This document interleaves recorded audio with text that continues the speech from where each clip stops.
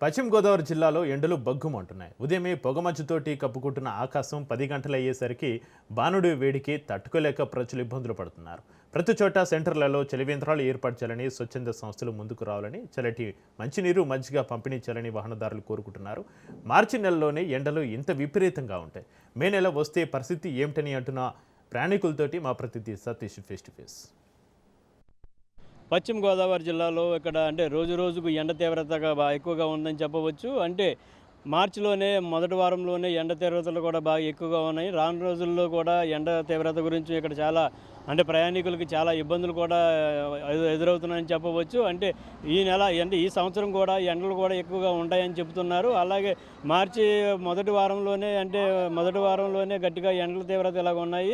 అంటే ప్రయాణికులకు చాలా ఇబ్బందులు పడుతున్నారని చెప్పి అంటున్నారు. అక్కడ కొన్ని విషయాలు అడిగి ప్రయాణికులను అడిగి తెలుసుకుందాం. సార్ చెప్పండి, అంటే ఇప్పుడు మార్చి మొదటి వారంలోనే ఎండ తీవ్రత ఎక్కువగా ఉంటుంది. మీరు ఏ టైపు తీసుకుంటున్నారు జాగ్రత్తలు? బయటికి కూడా క్యాప్ అని లేకపోతే టవల్ అని అటువంటిది ఏమన్నా తీసుకెళ్ళడం కానీ కూడా వాటర్ క్యారీ చేయటం, పక్కన ఎక్కడైనా చలువు పందిర్లు ఉండే పూర్వం అయితే ఇప్పుడు అయితే ఎక్కడ కనబట్టలేదు అటువంటివి. ఇప్పుడు అక్కడక్కడ కొద్దిగా కొంతమంది దాతలో మజ్జిగ గట్ట పోస్తున్నారు, వాటర్ టిన్ పెడుతున్నారు. అలా చేస్తే మన రాజకీయ నాయకులు కూడా పూనుకొని ఇటువంటి ఇట్లకి కొద్దిగా చేస్తే కొద్ది జనాలు అందరికీ కూడా మంచి జరుగుద్దని మేము అనుకుంటున్నాం. అలాగే మీరు వెళ్ళేటప్పుడు తగు జాగ్రత్తలు తీసుకుని వెళ్ళడం మంచిది. ఫస్ట్ వీక్లోనే మనకి ఎంత ఎండలు ఉన్నాయంటే రాను ఇంక ఎలా ఉంటాయో కూడా చెప్పడానికి మీరు ఆలోచించాల్సింది ఉంది. ఇంక మే నెల వచ్చిందంటే ఇంకా ఈ ఎండ తీవ్రత చాలా ఎక్కువ ఉంటుందని మేము భావిస్తున్నాం. తగు జాగ్రత్తలు తీసుకుని మీరు బయటికి వెళ్ళేటప్పుడు వెళ్ళాలని కూడా కోరుకుంటున్నాం. మీరు చెప్పండి, మీరు ఎక్కడి నుంచి వస్తున్నారు? ఈ ఎండ తీవ్రత ఎలా ఉంటుంది? ఉదయం చూస్తుంటే మంచు ఎక్కువ కనపడుతుంది, మళ్ళీ ఇప్పుడు ఎండలు ఎలా ఉంటున్నాయి? మీరు ఏ జాగ్రత్తలు తీసుకుంటారు? ఏం జాగ్రత్తలు తీసుకుంటాం ఏముందండి, మామూలుగా ఎండ తీవ్రత బాగా మార్చి నెలలోనే మొదటి వారంలోనే ఇలా ఉందంటే రాను ఇంకా పెరుగుద్దని మేము అనుకుంటున్నాం. దానివల్ల ఏంటంటే వాటర్ బాటిల్ అని, పుచ్చకాయలు ముక్కలు, లేకపోతే బటర్ మిల్క్ అని ఇలాంటివన్నీ తీసుకుంటూ ఉంటే బాగుంటుందని. అలాగే రాజకీయ నాయకులు కూడా ఎక్కడ పడితే అక్కడ కొద్దిగా ఇది వేసి మామూలుగా అది సెలవుకి తర్వాత మామూలుగా కొద్ది మజ్జిగ ఇవి కూడా పోయిచ్చని మేము కోరుకుంటున్నాం. అది అంటే సెలవు బంధువులు వాటర్కి సంబంధించి ఇక్కడ అంతా కూడా ఈ సెలవుకి సంబంధించి కూలింగ్ వాటర్లో అవన్నీ పెడుతున్నారు కదా, దీని మీద మీ ఎలా చెప్తారు? వచ్చే వాళ్ళందరూ సబ్జీలు ఏమని ఎండకి తట్టుకోలేక సబ్జీ నీళ్ళని కొట్టారని వేడి తగ్గేలాగా అందరూ ఏమంటున్నారండి. అలాగే అందరికీ కూడా వచ్చిన వాళ్ళందరికీ నీడ ఉండడం వల్ల వచ్చి తాగుతున్నారండి. అన్నట్లోనే నిమ్మకాయ ఎక్కువగా అడుగుతున్నారండి. ఎండ తట్టుకోలేక నిమ్మకాయ నీళ్ళు అనేది ఎక్కువగా తాగుతున్నారు. అంటే మీరు ఎప్పటి నుంచో పెట్టి ఇక్కడ ఉంటున్నారు కదా, గత సంవత్సరంగా ఎండలుగా పోల్చుకుంటుంటే ఇప్పుడు ఈ నెలలో ఎలా ఉందంటారు?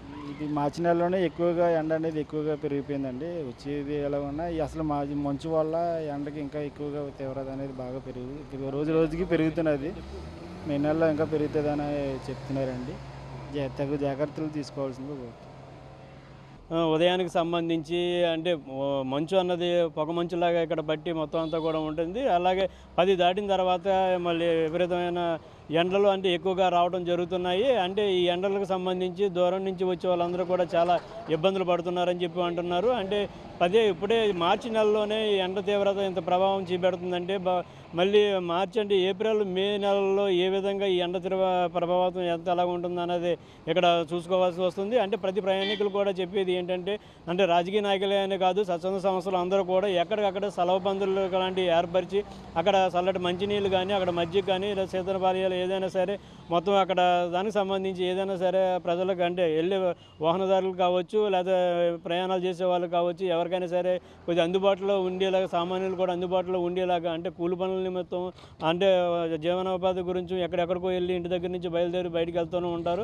అటువంటి వాళ్ళందరికీ కూడా ఎక్కడెక్కడ రాజకీయ నాయకులు మొత్తం స్వచ్ఛంద సంస్థలు అందరూ కూడా ఈ సెలవు పందిర్లు లాంటివి ఏర్పరిచి అక్కడ వాటర్ మంచినీళ్ళు కానీ, అలాగే మజ్జిగ కానీ, అలాగే నిమ్మనీళ్ళు కానీ, లేకపోతే ఏవైనా సరే ఇక్కడ ప్రజలకు అందుబాటులో ఉండేలా చేయాలని చెప్పి ప్రజలు అయితే కోరడం జరుగుతుంది. ఇది ఇక్కడ తాజా విషయం. కెమెరా పర్సన్ రాజేష్తో సతీష్ తణుకు నుంచి రాజు న్యూస్.